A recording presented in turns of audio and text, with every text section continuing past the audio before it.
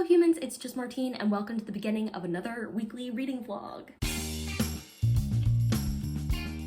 My main reading goal for this week is to finish my TBR for the Heartstopper Readathon. This is the only book I have left with it, a complicated love story set in space, and I am 98 pages into this book. I guess 100, but I'm about 100 pages into this book and really enjoying it so far. Basically, this book drops us right in. We wake up with a character who's like, the last thing I remember is crawling into my own bed in, I think, Cleveland and going to sleep, and wakes up in space, in a spacesuit, no idea what's happening. And there's this ship and suddenly somebody starts talking to him. He's a 16-year-old named Noah, and he suddenly is in contact with this other 16-year-old boy named DJ who's in the ship, and the ship is about to explode. And that's where we're dropped into the story, and honestly, it's fascinating so far and I'm having a good time. So I can't wait to read this week. And it's a pretty quick read too, especially because it's YA and like there aren't that many words on the page, so we're moving at a steady clip when I do pick this up. Anything else that I read will be absolute bonus points this week. I'm now 60% of the way into this book, and I, for the life of me, have no idea what's going to happen in this last like third, because crazy stuff has happened in the first 2/3. Just like everything crazy you could possibly think of. No idea what's going to happen, but tomorrow we'll find out more.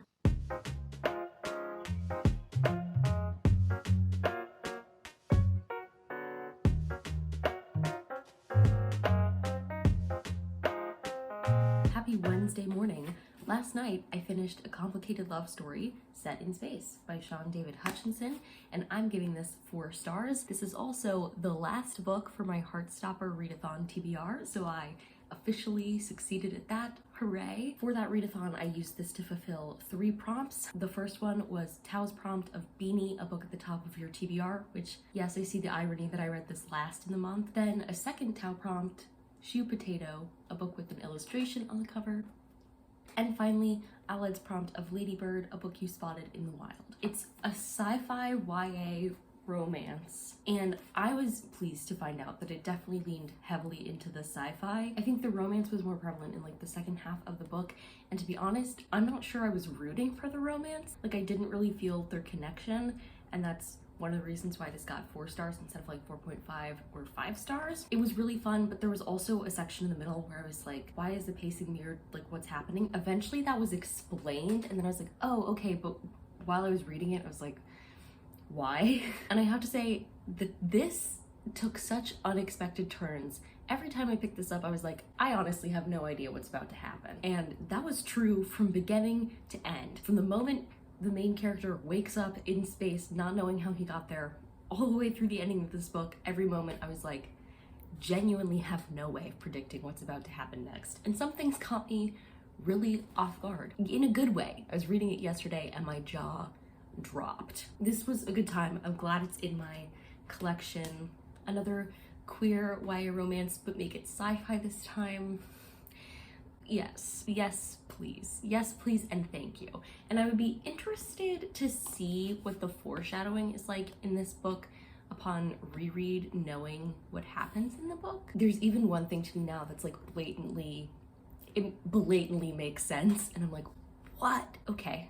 Crazy that I didn't see that coming. But yeah, I'm not gonna reread it anytime soon, but I do think that it would be interesting knowing that, like knowing where it ends and seeing if I can see that woven into the story. Yeah, anyway, the point is I had a really fun time with this. It was a really quick read because even though it like looks a little longer, it's a YA book, so it like read really fast. And it had some really interesting discussions about like death, which I find that sci-fi often does for some reason, and also the ideas of like, I don't want to say too much about the themes because it gives it away, but like unexpected discussions of like consciousness and consent, and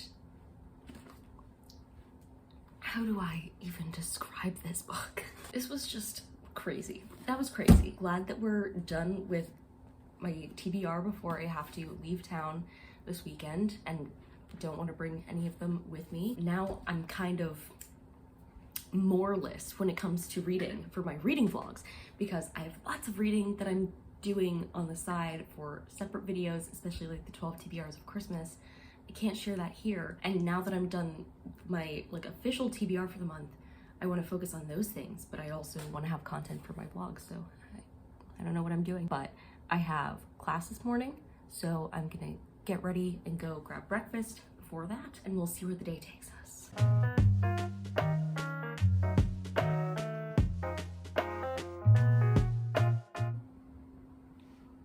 Hello, it's Wednesday night.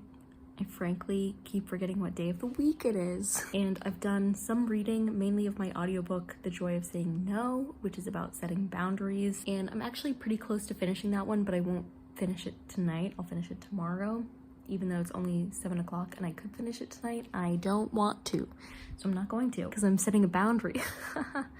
Get it? That's not why. It wasn't on purpose to prove a point about the book. Just happens to turn out that way. Regardless, that's most of the reading that I've been doing. After my 24 and 48 this weekend, I've like crashed on reading, which is totally fine because I read so much this weekend. It does make for a pretty boring reading vlog, so we'll see what I can do to spice things up. Good morning, happy Friday morning. I have 2 book updates for you and also a life update. So book update number 1, I finished The Joy of Saying No last night. I'm giving it 3 stars. It was just okay. And then I finished reading The Bad Beginning by Lemony Snicket. I loved A Series of Unfortunate Events growing up. And so the other day I like impulsively checked out the box set from the library. I finished The Bad Beginning. I'm giving it 4 stars. It's just, it's so nostalgic for me. Such a creative writing style and cool, interesting series, and it brings back so many memories for me, so that's exciting. Life update. Today, I'm flying alone for the first time to go visit Harris. Now, I've traveled alone before on a Greyhound bus, which some could argue might be scarier, but I'm flying alone for the first time, and I'm a little freaked out about it. My Uber driver is headed here now. It's also my first time taking an Uber alone, so lots of firsts today. My luggage is all ready. I'm all ready. I just need to be like calm. Also, Harris just sent me a funny text. Okay, headed off to do that soon. Trying to remain calm.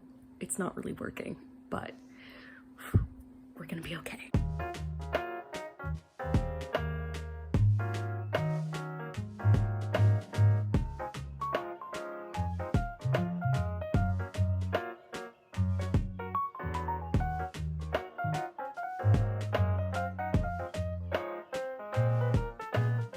Hello, I've made it to Harris's, yay, and I've been reading this afternoon while he's been working, and I managed to finish The Reptile Room by Lemony Snicket, which I also gave 4 stars, although I enjoyed it a little less than The Bad Beginning. Is it a bad idea to bulk read all these books when they're so formulaic? Probably. Am I going to do it anyway? Absolutely. And I'm having a good time doing it, reliving my childhood, and particularly for these first 3 books, it's interesting because I have watched many a time the Series of Unfortunate Events movie, which only covers the first 3 books. I started the Netflix series with Neil Patrick Harris, and I really want to get back to it at some point, but I did not make it very far because I think getting through the first 3 was a slog for me because I had watched the movie so many times, and like, it's the same story, just different people. So hopefully I'll get around to that one day. But I was like a huge fan of this movie version of it, right? And particularly I loved the Lemony Snicket commentary. I thought it was so funny, particularly for this next book, The Wide Window. But it's interesting like sitting here reading these books, thinking about that experience growing up. So I'm having a good time.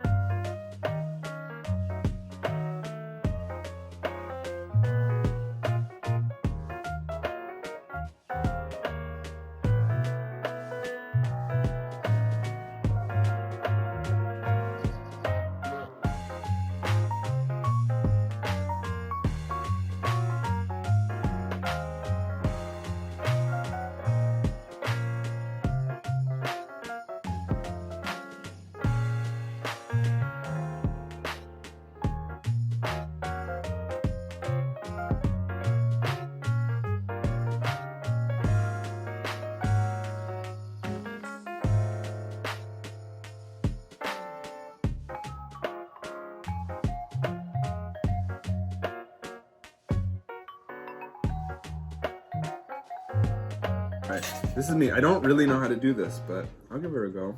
Okay. First off, it's all in the wrong spot. And then I can do a little hey-ya, and then oh, right in the Band-Aid. I got the hot sauce in the Band-Aid. I'm gonna feel it. And then, I mean, can we just... I've never worked at... Oh, hi.